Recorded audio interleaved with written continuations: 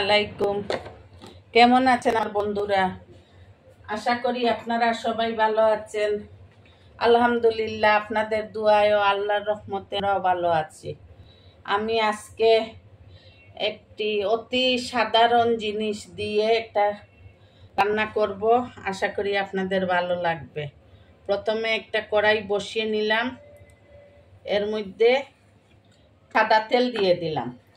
সাদা তেলটা ভালো করে গরম করতে হবে, খুব ভালো করে গরম করতে হবে।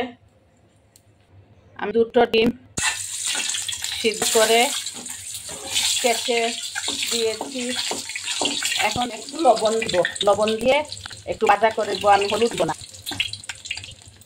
দুটো আমার ভাজা হয়ে গিয়েছে, একটু লবণ দিয়েছিলাম, এখন উঠিয়ে নিচ্ছি। এখন আমি ওই তেলে দারচিনি, এলাচ ও তেজপাতা দিয়ে দিব। এক টুকরো দারচিনি, একটা এলাচ আর দুইটা তেজপাতা দিয়ে দিলাম। ফোড়ন উঠে গেছে। এখন আমি এই গোনা উঁচু করে চায়ের চামচে 1 চামচ পেঁয়াজ দিয়ে দিলাম। এখন অল্প রসুন বাটা আর অল্প আদা বাটা দিব। কারণ দুটো ডিম তো, এই দেখেন কতটুকু রসুন দিয়েছি। চামচের মাথায় একটু করে রসুন, আদাও অল্প করে দিব, কারণ 2 ডিমের এর থেকে বেশি দিলে ভালো লাগবে না খেতে। এখন এইটা আমি ভাজবো ভালো করে তেলের সাথে, পেঁয়াজ, আদা, রসুন। আমার 2 নাতির জন্য রান্না করতেছি। আমাদের জন্য মাছ টাছ রান্না আছে, ইলিশ মাছ। ওরা তো ইলিশ মাছ খেতে পারবে না, সেজন্য ওদের জন্য ডিম রান্না করছি একটু অন্যরকম ভাবে। এখন আমি এটার মধ্যে কাজু বাদাম বাটা, এখানে আমার কাজু বাদাম, কাঠবাদাম আর চীনা বাদাম, 3টা বাদাম একসাথে বেটে রেখে দিয়েছি আমি। হঠাৎ রান্নার সময় অনেক সময় কারেন্ট থাকে না, ব্লেন্ড করা যায় না। এই 1 চামচ, মানে চামচ উঁচু করে 1 চামচ হবে আদা বাটা বাদাম বাটা দিয়ে দিলাম। এখানে 3 ধরনের বাদাম আছে, কাজু বাদাম, কাঠবাদাম আর চিনে বাদাম।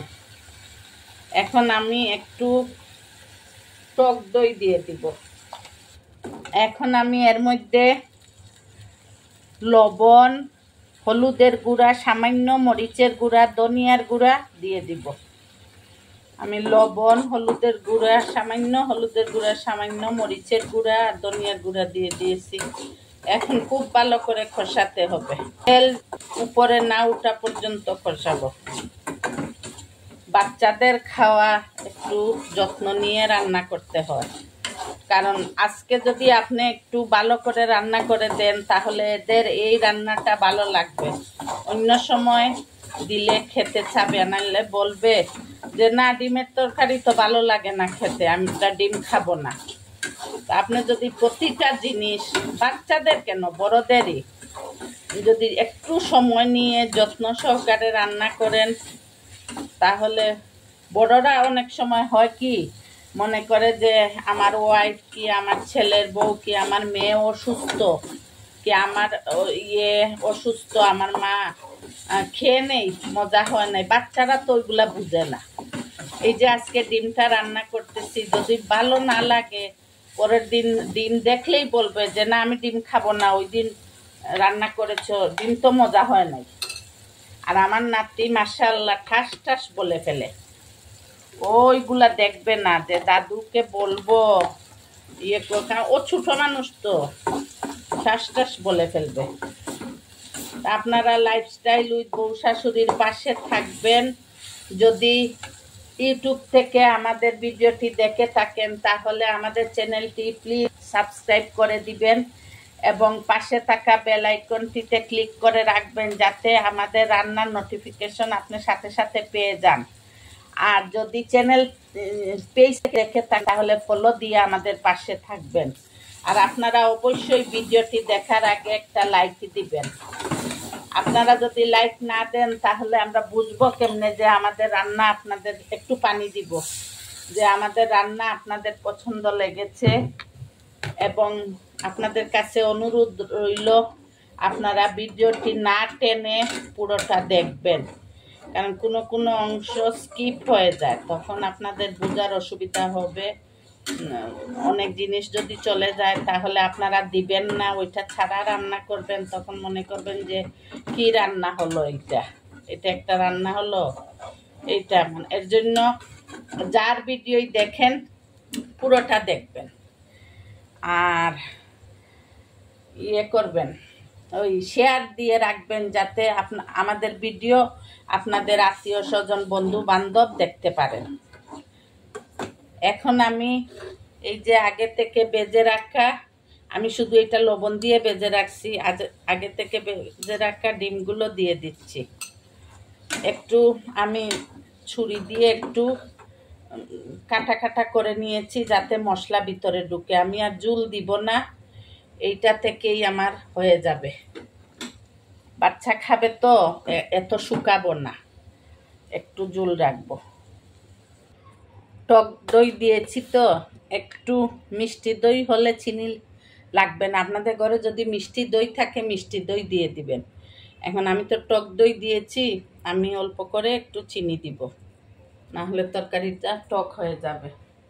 চিনি দিলে এটার ব্যালেন্সটা ঠিক হয়ে যাবে, তখন খেতে ভালো লাগবে। আপনারা লাইফস্টাইল উইথ বউ শাশুড়ির পাশে থাকবেন, আমাদের জন্য দোয়া করবেন। আর ডিম এইভাবে, এই বাদাম বাটা, আপনার কাছে যদি এক ধরনের বাদামও থাকে অসুবিধা নাই, যে কোনো একটা বাদাম বাটা হলেই হবে। আমি একসাথে 3টা করে রাখছি, দেখিয়া 3টা বাদাম বাটা দিয়ে দিলাম। টক দই, মানে যা যা মশলা দেখছেন সব দিয়ে দিছি। এখন একটু গরম মশলা দিব, বেশি দিব না, অল্প করে দিব।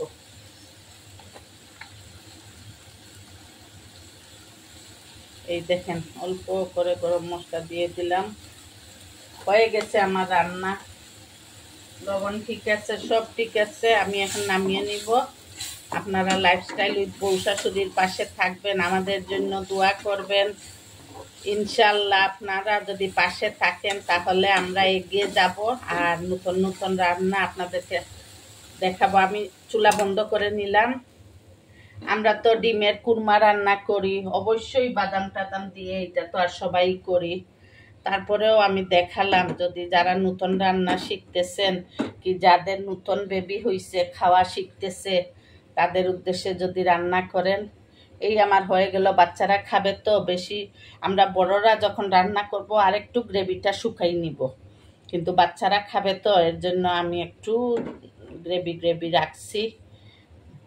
তা আপনারা ভালো থাকবেন, সুস্থ থাকবেন, আমাদের পাশে থাকবেন। আল্লাহ হাফেজ। আসসালামু আলাইকুম ওয়া রাহমাতুল্লাহি ওয়া বারাকাতুহু।